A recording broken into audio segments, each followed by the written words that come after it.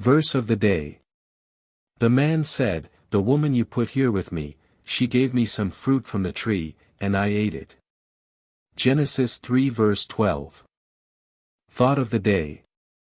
That is one of the great, betraying evidences of sin, and we have learned it straight from our first parents. We do not accept the guilt of our sin and iniquity. We blame someone else. In the earliest day of failure and tragedy in the Garden of Eden, Adam came out of hiding, knowing full well his own guilt and shame.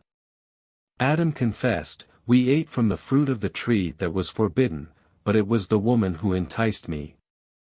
When God said to Eve, "What did you do?" she said, "It was the serpent that beguiled me." In that brief time our first parents had learned the art of laying the blame on someone else.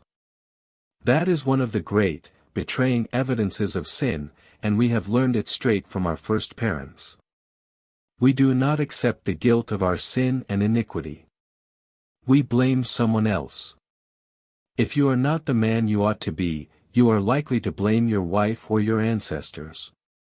If you are not the young person you ought to be, you can always blame your parents.